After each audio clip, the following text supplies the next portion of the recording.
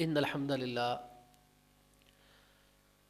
نحمده ونستعینه ونستغفره ونعوذ باللہ من شرور انفسنا ومن سیئات اعمالنا من يهده الله فلا مضل له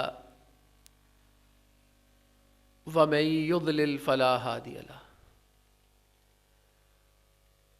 وأشهد أن لا إله إلا الله وأشهد أن محمدًا عبده ورسوله أما بعد فإن خير الحديث كتاب الله وخير الهدي هدي محمد صلى الله عليه وسلم وشر الأمور محدثاتها وَكُلُّ مُحْدَثَةٍ بِدْعَةٍ وَكُلُّ بِدْعَةٍ ضَلَالَةٍ وَكُلُّ ضَلَالَةٍ فِي النَّارِ قال الله تعالى في محكم تنزيله يا أيها الذين آمنوا إذا نودي للصلاة من يوم الجمعة فاسعوا إلى ذكر الله وذروا البيع ذلكم خير لكم إن كنتم تعلمون۔ محترم بھائیو، عزیز بزرگوں اور دوستو، اللہ سبحانہ و تعالیٰ کے ہاں سب سے افضل دن جمعے کا دن ہے۔ اللہ تعالیٰ کے ہاں یہ دن چھوٹی اور بڑی عید سے بھی زیادہ افضل دن ہے۔ اللہ کے پیغمبر علیہ الصلوۃ والسلام کا فرمان ہے، خیر یوم طالعت فیہ الشمس یوم الجمعہ، کہ سب سے بہترین دن جس میں سورج نکلتا ہے وہ جمعے کا دن ہے۔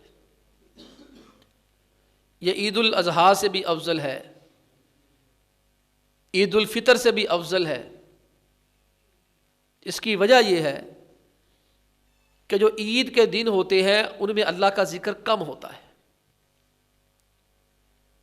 اور جمعے کا جو دن ہے اس دن اللہ کا ذکر بہت ہی زیادہ ہوتا ہے۔ سورہ کہف اس دن پڑھی جاتی ہے، اور اسی طرح فجر کی نماز اس دن لمبی پڑھی جاتی ہے، درود پاک کثرت سے پڑھا جاتا ہے، اور اسی دن اللہ تعالیٰ سے کثرت سے دعائیں کی جاتی ہیں۔ پھر جمعے کا خطبہ بھی ہوتا ہے۔ عید الفطر اور عید الاضحیٰ میں جو خطبہ عید دیا جاتا ہے وہ عام طور پر مختصر رکھا جاتا ہے، بہت شارٹ رکھا جاتا ہے، ایک کارروائی کی جاتی ہے رسماً۔ لیکن جمعے کے دن باقاعدہ طور پر ایک مضمون، اس مضمون کی تیاری اور سامعین کی اصلاح کی مکمل کوشش کی جاتی ہے۔ اس لیے جمعے کا جو دن ہے یہ تمام دنوں سے افضل ہے، کہ اس دن جتنی عبادات جمع ہو جاتی ہیں دیگر کسی دن میں مشکل سے ہی جمع ہوتی ہیں، اور اس دن کی کچھ فضیلتیں ہیں، کچھ مقام ہیں۔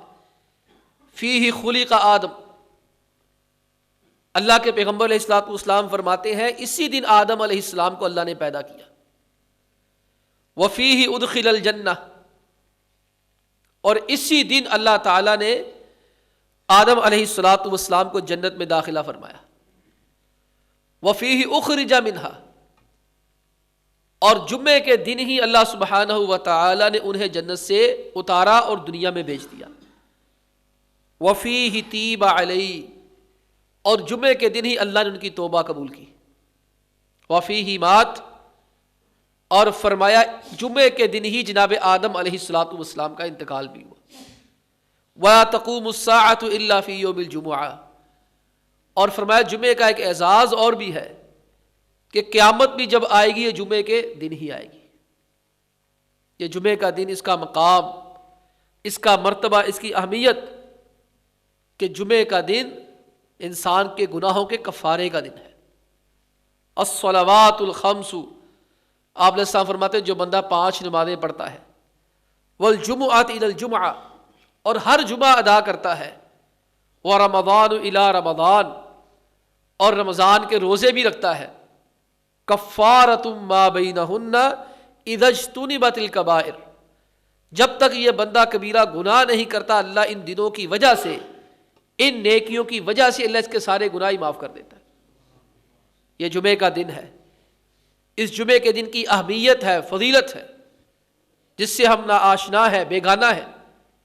اکثروا علی الصلاۃ فی یوم الجمعہ، اللہ کے نبی علیہ الصلوۃ والسلام فرماتے ہیں جمعے کے دن مجھ پہ کثرت سے درود پاک پڑھا کرو، عام دنوں میں بھی پڑھا کرو، یہ نہیں کہا کہ صرف جمعے کو پڑھا کرو، فرمایا عام دنوں میں بھی پڑھا کرو، اکثروا علی الصلاۃ یوم الجمعہ، لیکن جمعے کے دن ذرا مجھ پہ کثرت سے درود پاک پڑھا کرو، کہ جمعے کے دن جو کثرت سے درود پاک پڑھتا ہے، فرشتے اللہ کے نبی علیہ الصلوۃ والسلام کو جا کے نام لے کے بتاتے ہیں کہ حضرت آج جمعے کا دن ہے، فلاں بن فلاں آپ پہ درود پڑھ رہا ہے۔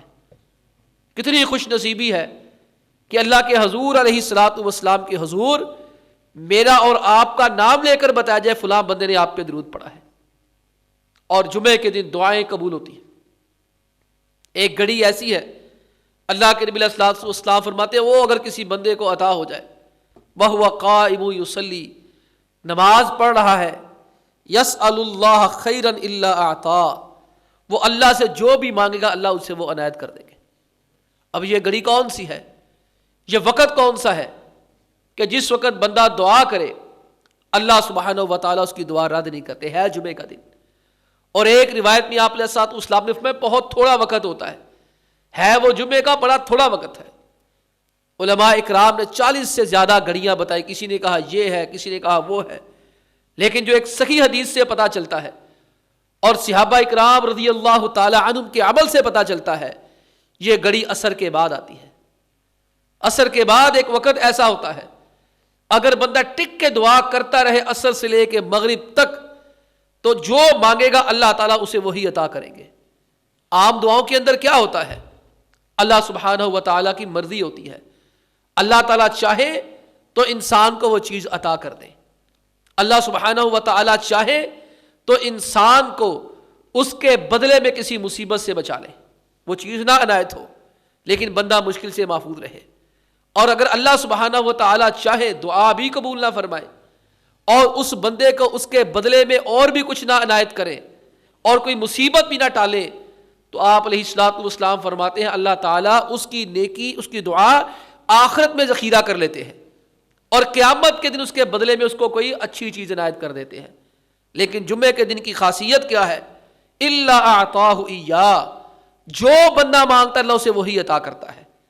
جمعے کا دن ہے، اس کی اہمیت ہے، قرآن پاک میں پوری سورت ہی سورہ جمعہ کے نام سے ہے، اس کا نام ہی جمعہ ہے، اور اس میں لازم جو ترتیب، اس میں جو تلقین کی گئی ہے دوسرے رکوع کے اندر، یا ایھا الذین آمنوا اذا نودی للصلاۃ من یوم الجمعہ فاسعوا الی ذکر اللہ وذروا البیع، اللہ فرماتے جیسے ہی تمہارے کانوں میں اذان کی آواز پڑتی ہے، اذا نودی للصلاۃ من یوم الجمعہ، کہ تم نے جمعہ کی اذان سن لی ہے، اگر تم مسجد کے اندر نہیں پہنچ سکے کسی مصروفیت کی وجہ سے، کسی کام کی وجہ سے، تو کیا کرنا ہے، جب تمہارے کانوں میں اذان کی آواز پڑتی ہے فسعوا الی ذکر اللہ، سارے کام چھوڑ کر اللہ کے ذکر کی طرف بھاگو۔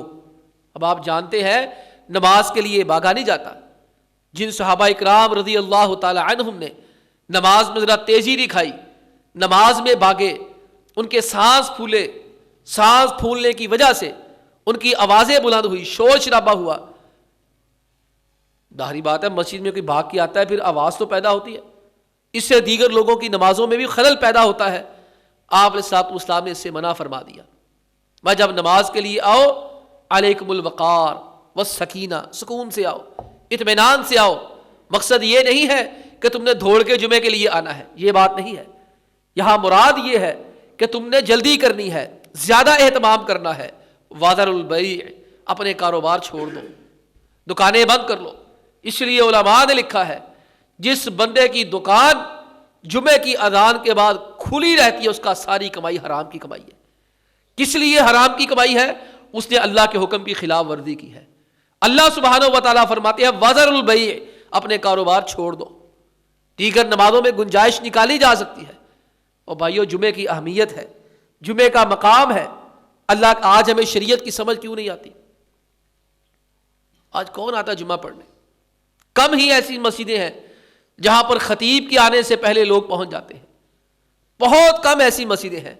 اللہ کے بندو، جمعے کا مقصد صرف نماز نہیں ہے، جمعے کا مقصد صرف 2 رکعات نہیں ہے۔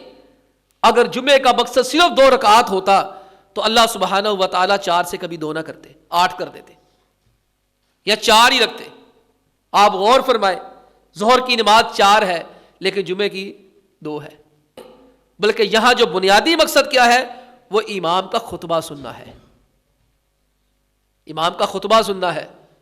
جمعے کے دن آ کر جو فرشتے ہیں وہ رجسٹرڈ پکڑ کر مسجد کے دروازوں پہ بیٹھ جاتے ہیں، یکتبون الاول فالاول، اب رجسٹر ان کے ہاتھ میں آ گئے ہیں، وہ صبح سے آ کے بیٹھے ہوئے ہیں، بڑی دیر سے آ کے بیٹھے ہیں۔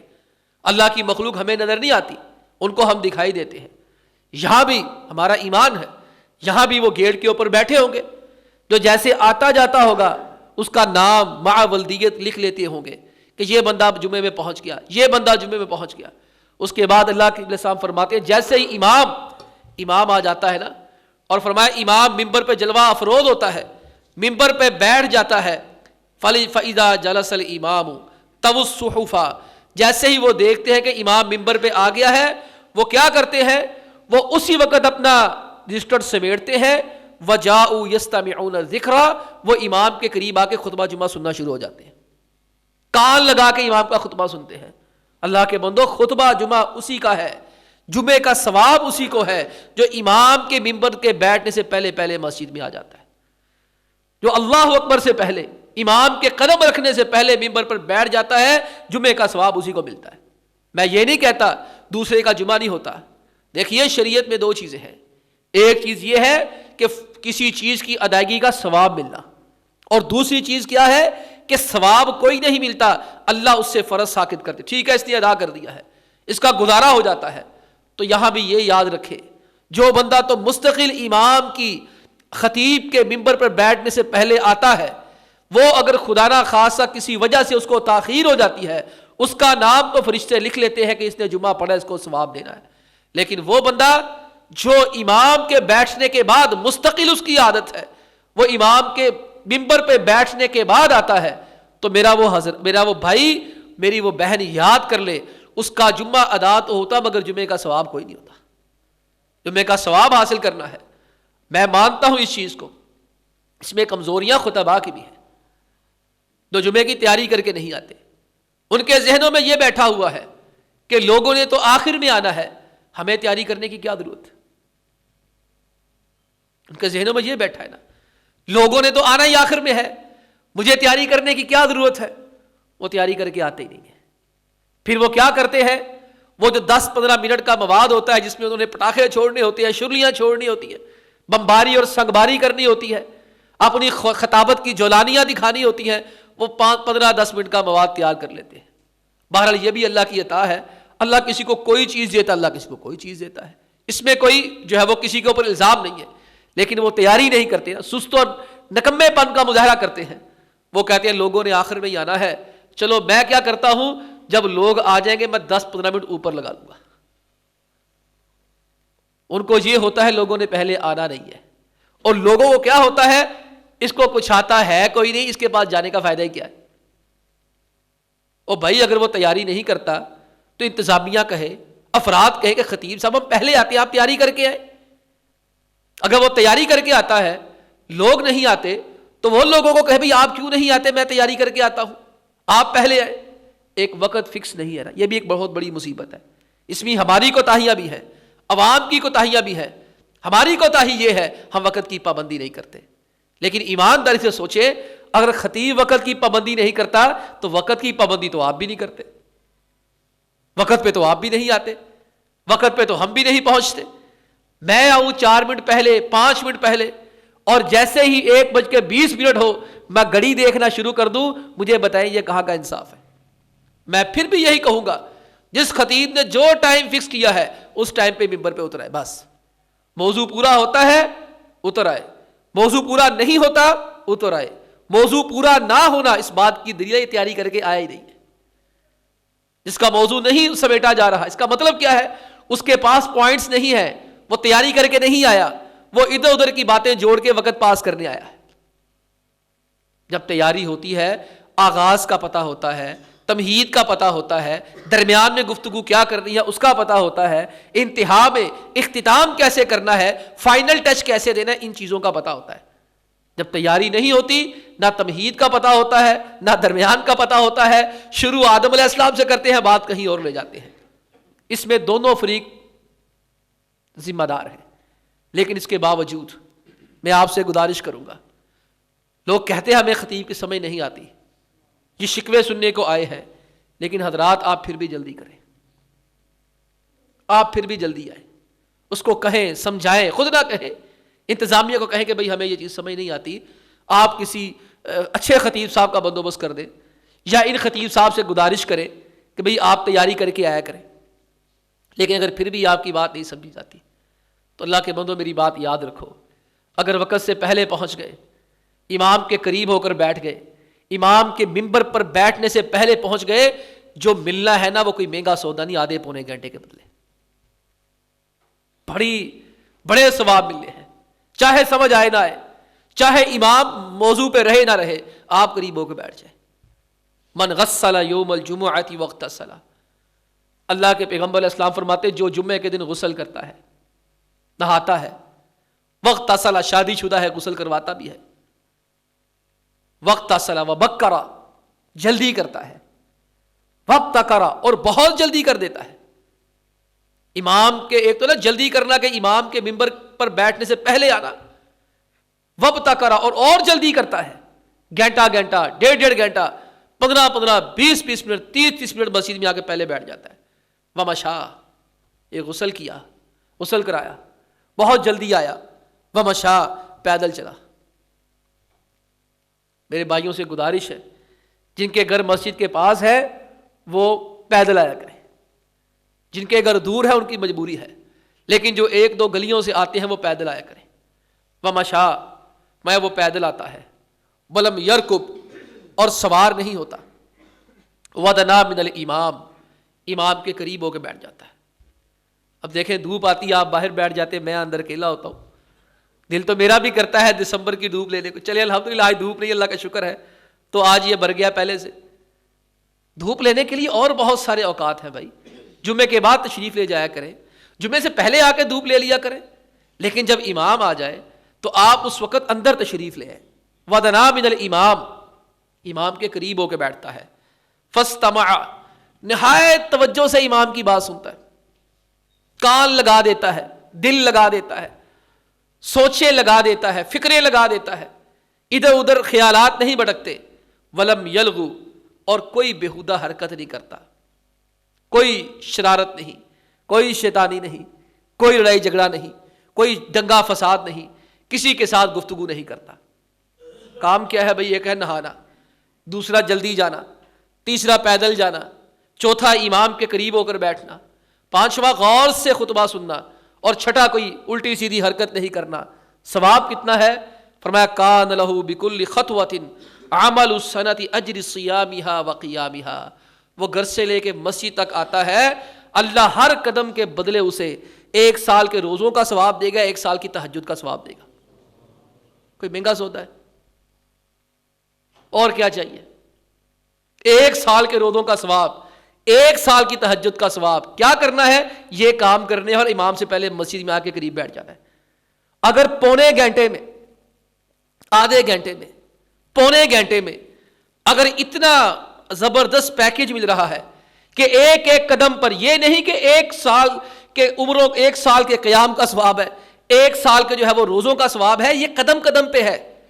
ہر قدم کے بدلے اپنے گھر سے لے کے جتنے قدم مسجد تک پیدل اٹھاتا ہے، امام سے پہلے آ کے قریب بیٹھ جاتا ہے، اللہ ہر قدم کے بدلے 1 سال کے روزوں کے ثواب دیتے ہیں، 1 سال کی تہجد کا ثواب دیتے ہیں۔